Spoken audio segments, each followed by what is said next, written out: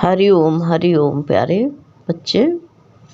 ये आप लिखते हैं कि सत्संग भजन से दुख सुख कम लगते हैं।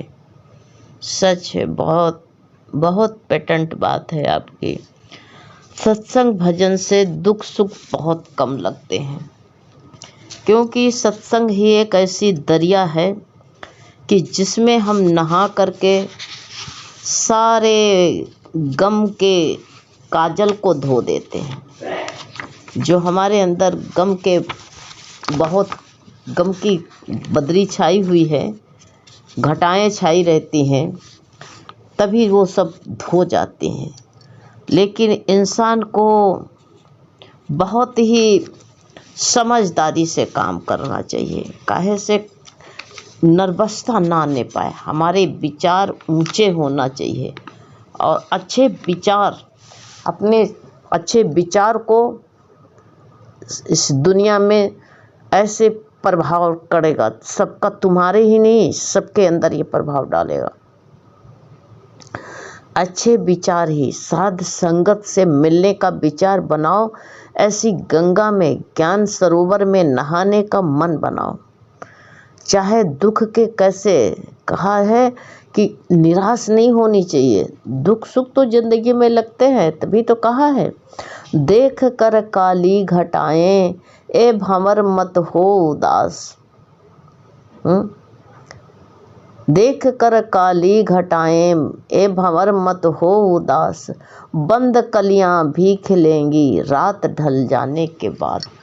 ऐसे दुख सुख जो गम के बादल हैं ना, ये इसको देख करके अपनी रास्ता बदल नहीं देना कि क्या करें सत्संग में, हम क्या करें। सच्ची हमारा भाव तो रहता नहीं है। सत्संग में जाते हैं, जब मेरा सच्चा भाव नहीं होता तो क्योंकि वही दुख में मेरा मन लगा रहता है, इसलिए जो है हमें लाभ नहीं मिल पाता है। तब हम नर्वस होते कि सत्संग जा रहे हैं, हमको कोई फायदा तो हुआ नहीं, हमारा दुख तो दूर हुआ नहीं। तो कैसे दुख दूर होगा?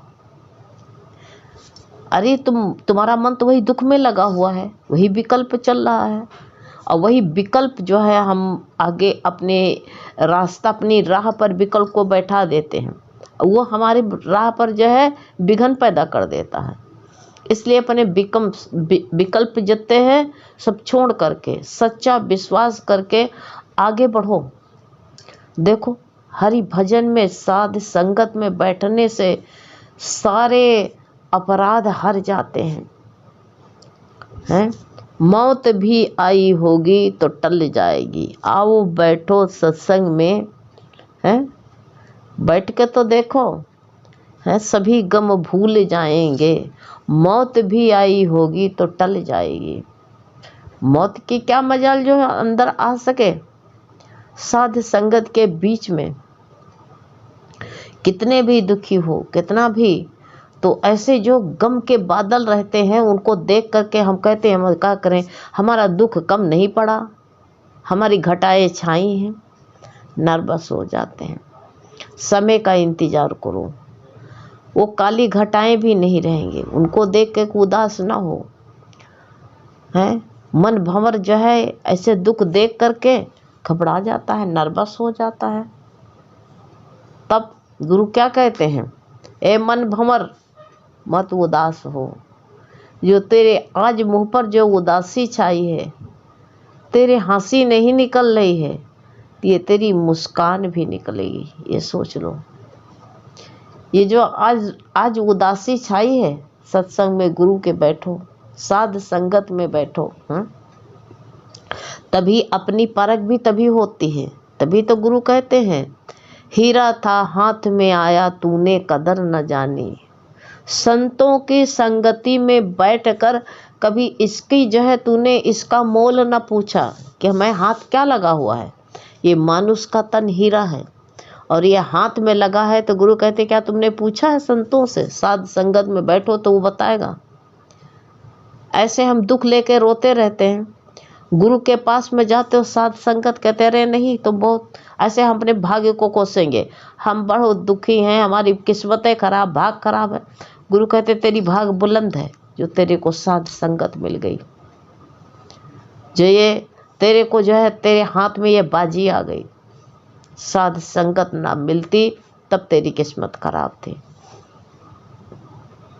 और ये सोच लो, इंसान को जैसे शराबी होता है, उसको आप अनार का जूस दो तो उसको अच्छा नहीं लगेगा, और शराब की बोतल पकड़ा दो तो बड़ी खुशी से नाचने लगेगा। इसी तरह संसार भी है, उसको हरि भजन फीका लगता है, और विषय रस उसको चखा दो तो मजा आएगी उसको बहुत। और ये नहीं जानता कि विषय बड़े दुखदाई हैं, उसको ये भूल ही गया है, उसको इसकी तरफ उसका ध्यान ही नहीं है, इसलिए जो है विषय उसको अच्छे लगते हैं। लेकिन गुरु कहते हैं विषय रस तेरे को अच्छे नहीं लगना चाहिए। समझ लो, विचार करो, विषय बड़े दुखदाई हैं, हे मन मनी राम ललचाया न करो। ये दुख विषय जो होते हैं ना बहुत दुखदाई होते, आज तो सही लगते हैं और ये जीवन को भले देखने में सुहाना लगता है। ये बहुत संसार के विषय नहीं होते हैं। यह संसार फूल से मरका, सुग्गा देख लुभाना, और मारी सी टोट रुई निकल गई, सिर धुन धुन पछताना। पहले से तो सब मीठे लगते हैं, ये संसार परिवार सब मीठे लगते हैं। जैसे तोता को बताया, सेमर होता है, एक सेमर का फल जैसे होता आम की तरह लटकता रहता है, तो सुग्गा देखता है, कहीं अपना बाहर के लिए नहीं जाता है, अपने जो है दाना चुगने के लिए नहीं जाता। कहते इतने इतने बड़े आम लगे हुए हैं, बड़े आराम से खा लेंगे, दिन भर किलोरे करता रहता। लेकिन जब शाम होती उसमें टोट मारता है तो उसमें रुई रुई भरी रहती, तब कहता कि अब तो मैं भूखे ही सोना पड़ेगा, मैं इसको लुभा गया था देख के, हम सब्जी आम है, तब सिर धुन धुन के तब पछताता है। तब क्या है, ऐसे मानुष्य संसार के प्रलोभन देख के धन बटोरने में, धन बटोरना बुरा नहीं है, उसमें रच पच जाना बुरा है।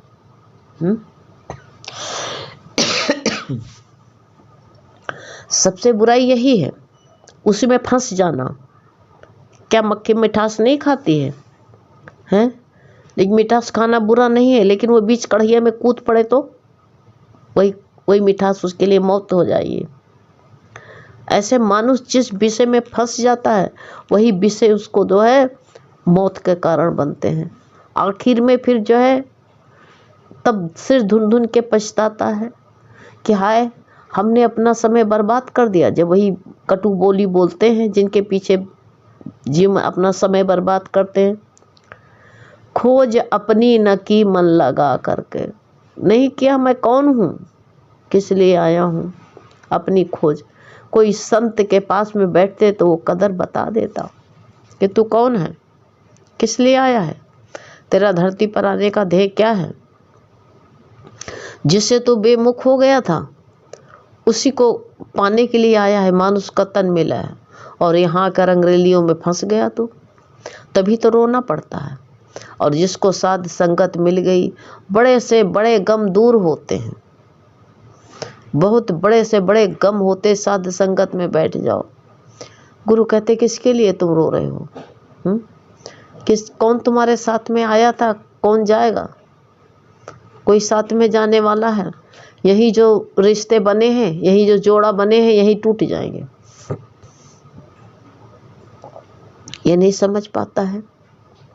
संत चिल्ला चिल्ला के बताते हैं, जब जाओ साध संगत में बैठो तब जो है पता चलता है कि सच बात है, हम कहाँ फंसे पड़े हैं। वो आंखें खोल देते हैं, मेरा विवेक खोलते हैं, जहाँ हम फंसे पड़े रहते वहाँ से गुरु निकालते हैं हमको। और जो हम तभी भी नहीं निकलते तो प्रकृति की चोट लगती है, थपेड़ा मारती है प्रकृति। तब फिर भगवान उतनी जल्दी भगवान से मिलाप हो पाएगा? अगर तुम टूट के बिखड़ गए तो उसी में मोह पड़ा था, और वो चीज़ जो हटती हमसे तब फिर भगवान को भी गाली देते हैं, और जो है फिर भगवान की तरफ हमारा जो है सबसे बड़ी हमारे पाप उत्पन्न हो जाते हैं, भगवान से बेमुख हो जाते हैं। तो साध संगत में बैठते बैठते सब अपने आप बदल जाता है। फिर सच को पता चल जाता है कि हमको बदलना आपको है, खुद को बदले हम दूसरे को बदलने की हमारी जिम्मेदारी, हम बदल भी नहीं सकते हैं। तुम किसी को बदल नहीं सकते हो, कोई तुम्हारी जो है तुम ठेका भी नहीं ले सकते हो। तुम खुद को बदलने का ठेका ले लो बस। दुनिया को बदलने की हमको ज़रूरत नहीं, दुनिया जैसे चल रही वैसे चलने दो, चलते चक्र में हाथ मत लगाओ। यही गुरु समझा देते हैं। कहते तुम दुनिया से तुमको तुम्हारा कोई कुछ भी कर रहा है उससे क्या तुमको लेना देना है। तुम अपनी तरफ देखो और तुम अपना उद्धार करोगे, तुम तैरने लगोगे तो हो सकता है तुमको देख करके दूसरे भी तैरना सीख जाएं। गुरु बताते थे, कहते थे जब हम सत्संग करते थे तो 2-4 उनका निश्चय हुआ कि हम साथ संगत करेंगे, तो 4-5-6 लोग पार्क में करते थे सत्संग। पानी बरसता था तो छाता लगा लगा के कहते हम लोग बैठते थे बेंच पर, तो अपना अपना छाता लेकर के जाते थे। तो फिर एक प्रेमी थी, उसने कहा कि हमारा घर जो है पड़ा है, चलो वहीं बैठ करके, है तो टूटा फूटा खंडहल जैसा था, तो कहा चलो वहीं कर लिया करो सब लोग सत्संग। तो जो कुछ उसके पास चद्दर वद्दर था बिछा देती, बोरा बोरा, बैठ के वहीं सत्संग। 10-5 हुए, 15-20 हुए, 25 हुए, फिर हजारों के संख्या में। और उसके खंडहल में साध संगत सत्संग होने लगी। ये होते होते ये सोच लो, ऐसे भूमि ने ऐसा रंग दिखाया कि उसके घर में 4-4 महल खड़े हो गए। साध संगत अभी भी होता है इतना। भगवान ने कहा तुमको लोगों को जो है वहाँ बैठने नहीं देंगे, तुमने जो है हमारे लिए तुमने समय निकाला है, तुम्हारे लिए हम सब जगह देंगे। तब भगवान ने कितना बढ़िया इंतजाम कर दिया, साथ संगत ठीक से होने लगी। हमारे यहाँ खुद ही जो है हम एक कमरा था, तो हम कहते थे भगवान, हमारे मन में एक लगन लगी रहती थी, भगवान हमारे घर में कैसे सत्संग हो, साध संगत को कभी बुला पाएंगे।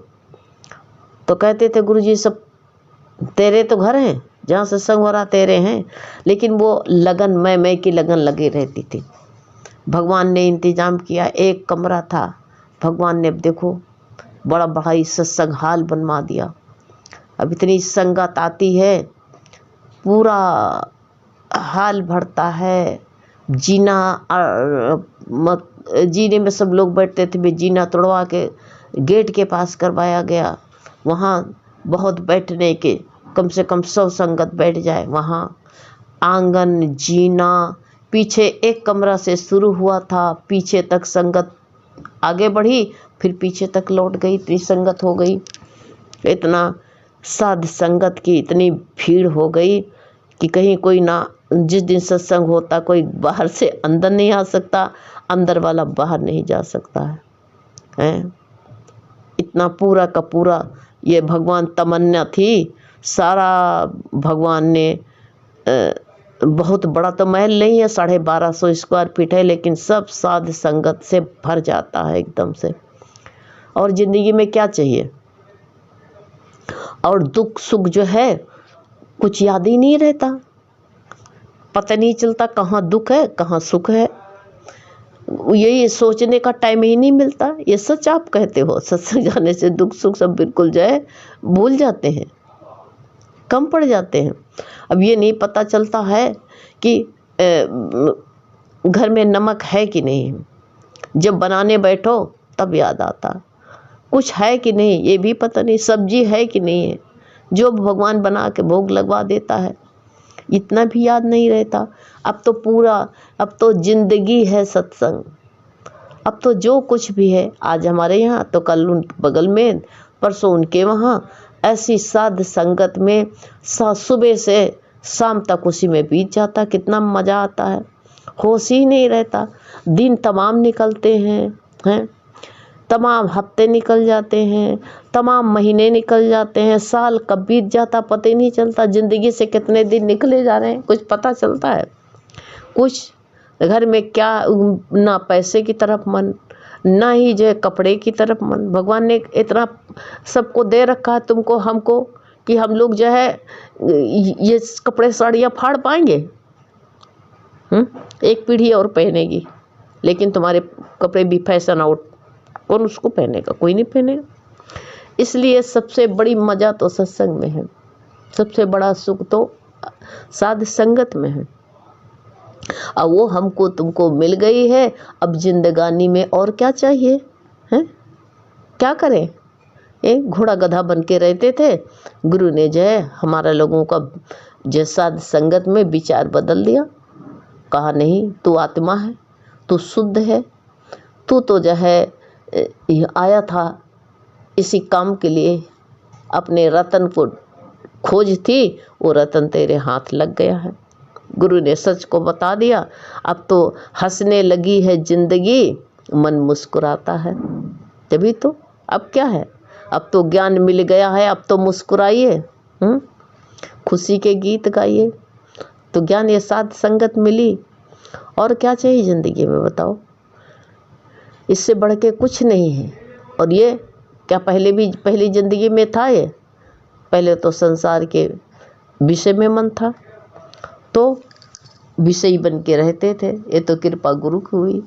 तो सच बात है, आप सच कहते हो कि साध संगत से दुख कम हो जाता है, सुख दुख नहीं लगता है, सब जो है काफूर बन जाते हैं। सत्संग भजन में हम जो जाते हैं तो दुख सुख हमें कम लगते हैं। कहाँ रहते हैं हमको वो हमसे पता नहीं चलता, कहाँ है दुख कहाँ है सुख, हैं? सभी गम भूल जाते हैं। जब गुरु का संग मिलता है, साध संगत मिलती है, तो बहुत अच्छा है, हैं? बहुत बढ़िया है। हरि ओम।